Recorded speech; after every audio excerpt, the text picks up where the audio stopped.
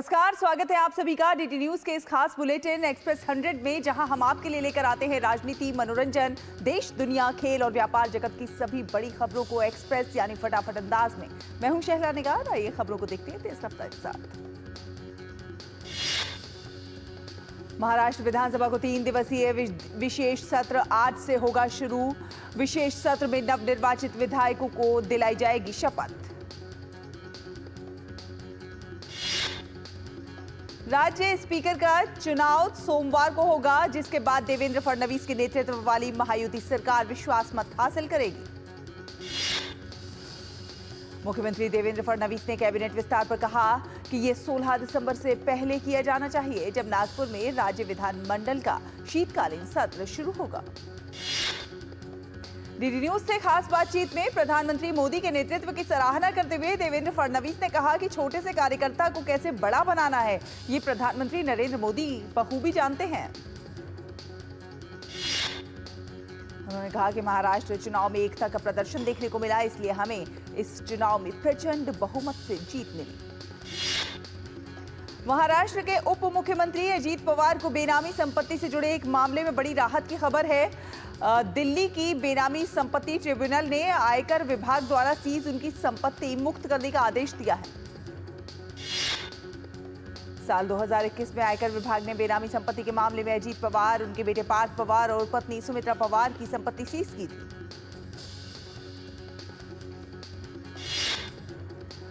राष्ट्रपति द्रौपदी मुर्मू के ओडिशा दौरे का आज आखिरी दिन है। राष्ट्रपति आज बंगरीपोसी में 3 रेलवे लाइनों बंगरीपोसी से गोरू महिसानी, बादाम पहाड़ से क्योंझर और बुदामोरा से चकुलिया का उद्घाटन करेंगे। उपराष्ट्रपति जगदीप धनखड़ आज बिहार में पूर्वी चंपारण जिले के मोतिहारी में महात्मा गांधी केंद्रीय विश्वविद्यालय के दूसरे दीक्षांत समारोह को संबोधित करेंगे।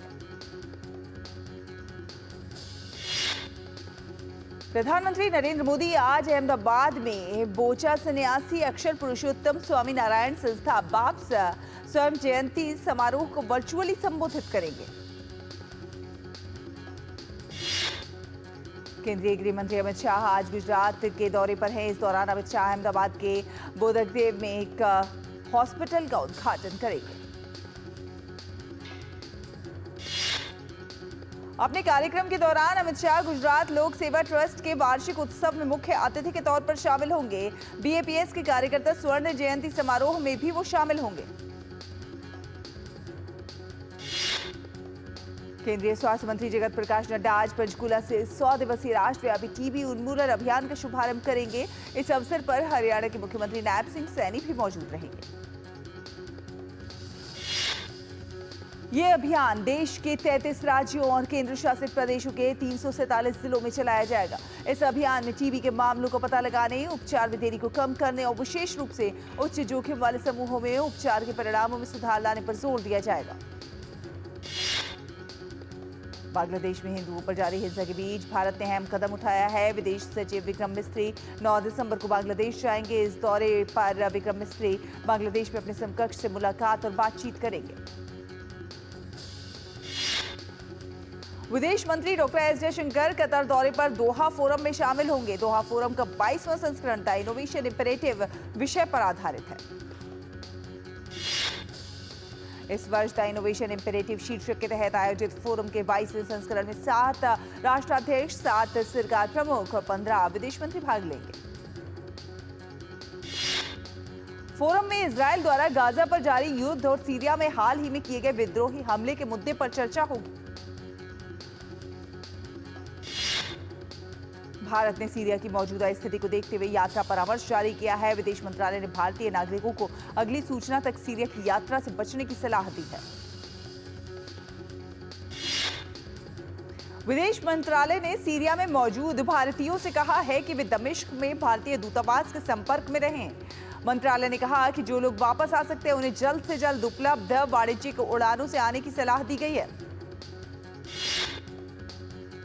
वैश्विक पटल पर भारत की भूमिका लगातार बढ़ती जा रही है। भारत की पहल पर संयुक्त राष्ट्र ने अब से हर साल 21 दिसंबर को वर्ल्ड मेडिटेशन डे मनाने की घोषणा की है। इसका उद्देश्य मेडिटेशन से होने वाले फायदों के बारे में लोगों को जागरूक करना है। इससे पहले भारत की पहल पर संयुक्त राष्ट्र ने 21 जून को अंतर्राष्ट्रीय योग दिवस के रूप में मनाने की घोषणा की थी। भारत को नारकोटिक्स ड्रग्स आयोग यानी कि CND के 68वें सत्र की अध्यक्षता के लिए चुना गया है। ये भारत के लिए एक बड़ी उपलब्धि।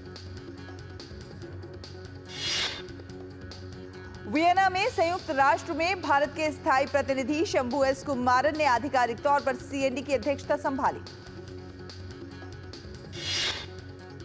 दिल्ली NCR समेत उत्तर भारत में ठंड ने दस्तक दे दी है। मौसम विभाग के मुताबिक 8 दिसंबर से एक नया पश्चिमी विक्षोभ पश्चिमी हिमालयी क्षेत्र और उत्तर पश्चिम भारत के मैदानी इलाकों को प्रभावित करेगा। राजधानी दिल्ली में बढ़ती ठंड को देखते हुए दिल्ली सरकार ने अपने नियमित रैन बसेरों के अलावा तंबू वाले रैन बसेरों की भी शुरुआत कर दी है। वहीं समूची कश्मीर घाटी में ठंड का प्रकोप बढ़ने लगा है। बढ़ती ठंड के कारण पारा गिरकर और नीचे चला गया है। गुरुवार की रात को कश्मीर के कई क्षेत्रों में तापमान जमाव बिंदु से और नीचे गया। ठंड को देखते हुए जम्मू कश्मीर में स्कूल शिक्षा विभाग ने 5वीं तक कक्षाएं 10 दिसंबर से 28 फरवरी तक और 6ठी से 12वीं तक की कक्षाएं 16 दिसंबर से 28 फरवरी तक बंद रखने का आदेश दिया है। आगरा के कई हिस्सों में आज हल्का कोहरा छाया हुआ है। विश्व प्रसिद्ध ताजमहल धुंध की चादर में ढक गया है। इससे पर्यटकों को ताज का दीदार करना थोड़ा मुश्किल हो रहा है। मुरादाबाद में आज सुबह धुंध की मोटी परत देखने को मिली। घनी धुंध की वजह से विजिबिलिटी बेहद कम हो गई, जिसकी वजह से लोगों को गाड़ी चलाने में कई तरह की दिक्कतों का सामना करना पड़ा। तिरुचिरापल्ली में एक मुस्लिम भक्त ने रंगनाथ स्वामी मंदिर में भगवान श्रीरंगम के लिए सोने और हीरे का बना मुकुट दान किया। रामनगरी अयोध्या में श्री राम विवाह उत्सव का पर्व बड़ी धूमधाम से मनाया गया। कड़ी सुरक्षा के बीच भव्य श्री राम बारात निकाली गई। तेलंगाना के मुख्यमंत्री रेवंत रेड्डी ने हैदराबाद में नई पर्यटन नीति पर बैठक की। रेवंत रेड्डी ने लोगों से 9 दिसंबर तक पूरे राज्य में उत्सवी माहौल में प्रजा पालना विजयोत्सव मनाने का आह्वान किया। हैदराबाद में राज्य सचिवालय, विधानसभा, राजभवन और GHMC भवन सहित सरकारी इमारतों को रोशनी से खूबसूरती से सजाया गया। वारंगल पुलिस ने रायपर्थी SBI बैंक चोरी मामले में 3 लोगों की गिरफ्तारी की है। बैंक से चुराए गए सोने के आभूषण भी बरामद किए। तेलंगाना के मलकपेट स्टेशन मेट्रो स्टेशन पर पार्किंग में आग लगने की घटना सामने आई है। घटना में कई वाहन जलकर खाक हो गए। गोवा के मुख्यमंत्री प्रमोद सावंत ने पोईगुइनिम में लोकोत्सव का उद्घाटन समारोह को संबोधित किया। गोवा के बागेचोर में इंडिया बाइक वीक का 11वां संस्करण आयोजित किया जा रहा है। लोग रोमांचक रेसिंग इवेंट्स, नई बाइक्स की लॉन्चिंग और लाइव संगीत कार्यक्रमों का आनंद उठा रहे हैं। हिमाचल प्रदेश के धर्मशाला स्थित कांगड़ा कला संग्रहालय में अंतर्राष्ट्रीय चित्रकला प्रदर्शनी आयोजित की गई है। ये प्रदर्शनी कला प्रेमियों को आकर्षित कर रही है।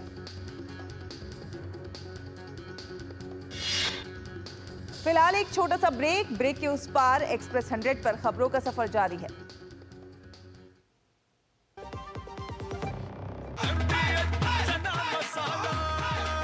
अब छोलिया हो या लोबिया, सफेद चने या काले चने, सब कुछ मजेदार बने। This is no ordinary sky. This is where legends are born. Space transition. Roger. Re-engaging heat. In the vast expanse above, the Indian Air Force reigns. Unseen, unstoppable, unmatched. Join the Indian Air Force to be a cut above. जब धरती चीर कर निकलता है लोहे का पत्थर और मिलता है मोंगिया के जोश से, फिर तपता है, पिघलता है और बनता है फौलाद। अब होता है सरिया सारी खूबियों के साथ। मोंगिया स्टील, मजबूत देश का मजबूत सरिया। जल्दी टिफिन पैक करो। राजू, मोबाइल छोड़ो। अरे दीदी वो बैंक का नंबर चाहिए, रिफंड ही नहीं आया है। मिल गया। अब भी कॉल करता हूँ दीदी। बिना नंबर जांचे अक्सर जालसाज बैंक की नकली वेबसाइट और फर्जी नंबर से पैसों की धोखाधड़ी करते हैं। तो फिर सही नंबर? बैंक की ऑफिशियल वेबसाइट या तो कार्ड पर। आपने तो बचा लिया दीदी। काम से नहीं। आरबीआई कहता है, सही वित्तीय बर्ताव करे आपका बचाव। MDH की देगी मिर्च, देगी मिर्च का तड़का, अंग अंग फड़का। MDH की देगी मिर्च। ब्रेक के बाद स्वागत है, आप देख रहे हैं एक्सप्रेस 100। चलिए रुक करते हैं कुछ अन्य खबरों का। आज सशस्त्र सेना झंडा दिवस है। ये दिन देश की सशस्त्र सेनाओं के सैनिकों और पूर्व सैनिकों के सम्मान के लिए समर्पित है। इस दिवस की शुरुआत 1949 में हुई थी और इसका मुख्य उद्देश्य सशस्त्र बलों के प्रति सम्मान की भावना जागृत करना है, शहीद सैनिकों के कल्याण के लिए सहयोग राशि जुटाना। वित्त मंत्री निर्मला सीतारमण ने आगामी बजट 2025-26 के लिए इनपुट और सुझाव एकत्रित करने हेतु प्रमुख अर्थशास्त्रियों के साथ बजट पूर्व बैठक की शुरुआत की। 2025-26 का बजट 1 फरवरी को पेश किए जाने की उम्मीद है। 2025-26 का बजट वित्त मंत्री निर्मला सीतारमण का 8वां बजट होगा। आरबीआई गवर्नर शक्तिकांत दास ने कहा कि भारत की अपने व्यापार को डॉलर मुक्त करने की कोई योजना नहीं है और वो केवल अन्य तरीकों से जोखिम कम करने पर विचार कर रहा है। ब्रिक्स मुद्रा पर बोलते हुए आरबीआई गवर्नर ने कहा कि ब्रिक्स देश विश्व भर में फैले हुए हैं, वहीं आपसी निकटता ने यूरोपीय संघ के लिए एकल मुद्रा की सफलता में मदद की है। भारत ने विकास दर में चालू वित्त वर्ष की पहली छमाही अप्रैल सितंबर में 6% की वृद्धि दर्ज की। शक्तिकांत दास ने संपन्न एमपीसी की बैठक के बाद भरोसा जताया कि वित्त वर्ष की दूसरी छमाही में वृद्धि दर अप्रैल सितंबर की अवधि के मुकाबले बेहतर रहेगी। सरकार ने 3 कैंसर रोधी दवाओं ट्रेस्टुजुमैब और डेरेक्सटेकन, ओसिमर्टिनिब और डुरावालुमैब पर सीमा शुल्क घटाकर 0 किया।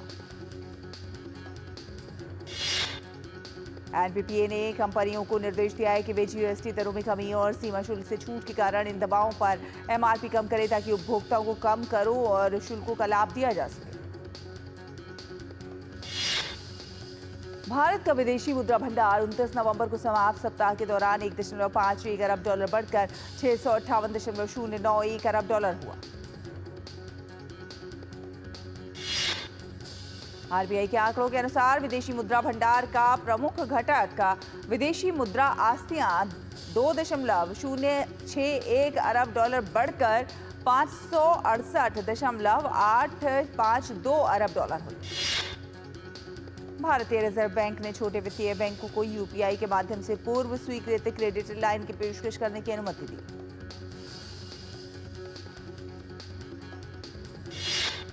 आरबीआई ने कहा कि इस कदम से वित्तीय समावेशन और अधिक गहरा होगा और औपचारिक ऋण में वृद्धि होगी, विशेष रूप से नए ऋण ग्राहकों के लिए।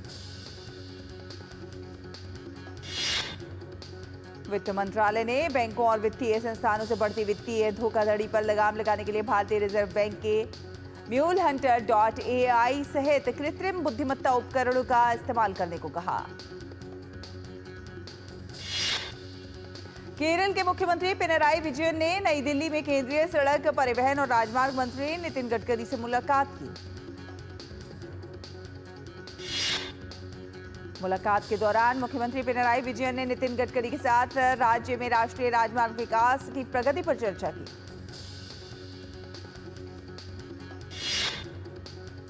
कर्नाटक मंत्रिमंडल ने सरकारी उच्च शिक्षा संस्थानों को बेहतर बनाने के लिए 2,500 करोड़ रुपए खर्च करने का फैसला किया। सेरेंटिका रिन्यूएबल्स ने राजस्थान में 10,000 मेगावाट नवीकरणीय ऊर्जा क्षमता विकसित करने के लिए 50,000 करोड़ रुपए के निवेश की घोषणा की। एनसीएलटी ने जयप्रकाश एसोसिएट्स लिमिटेड की दिवालिया कार्यवाही को चुनौती देने वाली याचिका खारिज की।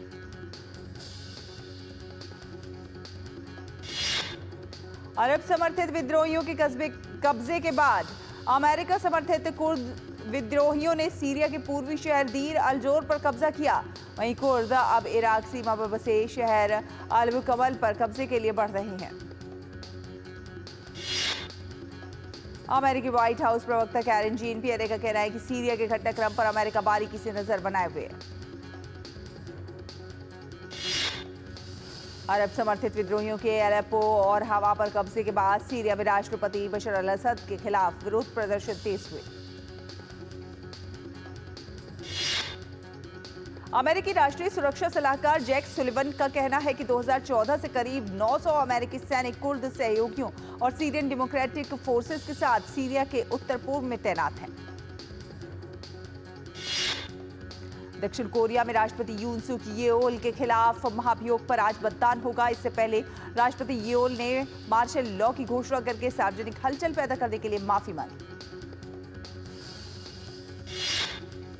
राष्ट्रपति यून सुक येओल ने आज टेलीविजन पर दिए अपने संबोधन में वादा किया कि दूसरी बार मार्शल लॉ की घोषणा नहीं की जाएगी।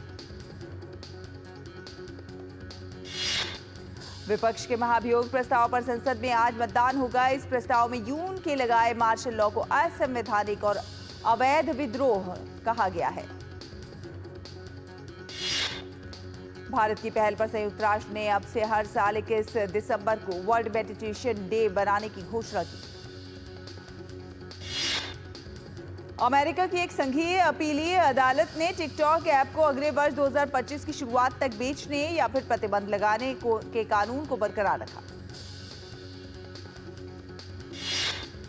अदालत के इस फैसले से अमेरिका में लगभग 1 करोड़ 70 लाख उपभोक्ताओं द्वारा उपयोग किए जाने वाले सोशल मीडिया ऐप पर केवल 6 सप्ताह में प्रतिबंध लग सकता है।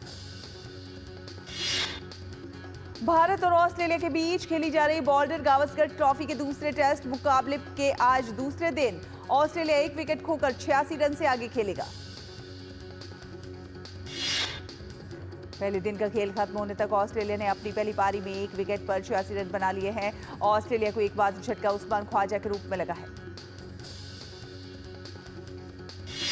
दूसरे टेस्ट में भारत पहली पारी में 180 रन पर ऑल आउट हुई। भारत के पास 94 रन की बढ़त बाकी है। भारत इस टेस्ट सीरीज में 1-0 से आगे। Under 19 Asia cup cricket tournament का फाइनल कल भारत और बांग्लादेश के बीच खेला जाएगा। यह मैच भारतीय समय के अनुसार सुबह 10:30 बजे शुरू होगा। शुक्रवार को शारजाह में सेमीफाइनल मुकाबले में भारत ने श्रीलंका को 7 विकेट से हरा दिया। 67 रन बनाने वाले वैभव सूर्यवंशी को प्लेयर ऑफ द मैच घोषित किया गया। विश्व शतरंज चैंपियनशिप में डी गुकेश और टिंग लिरेन के बीच आज 10वें दौर का मुकाबला खेला जाएगा। सिंगापुर में आयोजित हो रही विश्व शतरंज चैंपियनशिप में 10वें राउंड का खेल भारतीय समय अनुसार दोपहर 2:30 बजे शुरू होगा। 9वें दौर के बाद दोनों खिलाड़ियों के खाते में बराबर 4.5 अंक हैं। इससे पहले 9वां राउंड भी ड्रॉ पर खत्म हुआ था। उत्तर प्रदेश के गाजियाबाद में चल रहे पेंटा ग्रैंड इक्वेस्ट्रियन चैंपियनशिप में देश भर के घुड़सवारों के बीच कड़ी स्पर्धा देखने को मिल रही है। गाजियाबाद के सांसद अतुल गर्ग ने झंडी दिखाकर दूसरे दिन की प्रतियोगिता की शुरुआत की। घुड़सवारी में नेशनल क्वालिफायर के तौर पर आयोजित इस प्रतियोगिता में विभिन्न राज्यों के पुलिस बल के खिलाड़ी, ITBP, Assam rifles, BSF, 61 cavalry सहित देश के विभिन्न राज्यों के क्लबों के खिलाड़ियों ने हिस्सा लिया।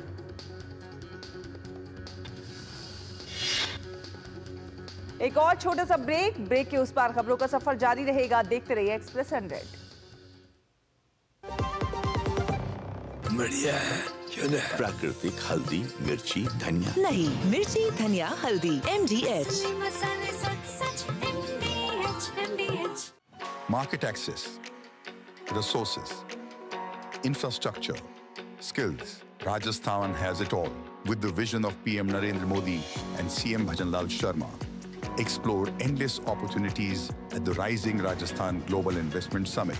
Register today.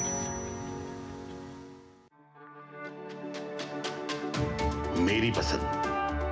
मेरी पसंद। मेरी पसंद। मेरी पसंद। हमारी पसंद।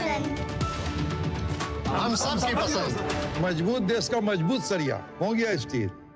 पापा ने कहा इंजीनियर बनो, बन गया। हस्बैंड बनो,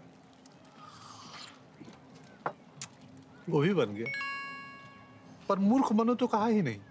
देखिए, नकली पेमेंट का SMS, कहते हैं पापा का उधार लौटा रहे हैं, फिर बोलेंगे गलती से ज्यादा पैसे भेज दिए, बेटे बाकी के पैसे वापस कर दो। आज्ञाकारी बेटा हूं, मूर्ख नहीं हूं। याद रहे, UPI सेफ है, मगर कोई ऐसे बेवकूफ बनाए तो कहो मैं मूर्ख नहीं हूं। आपके घर के खाने में रेस्टोरेंट जैसा स्वाद ले आए MDH का शाही पनीर मसाला। पनीर को क्या मस्त बना डाला।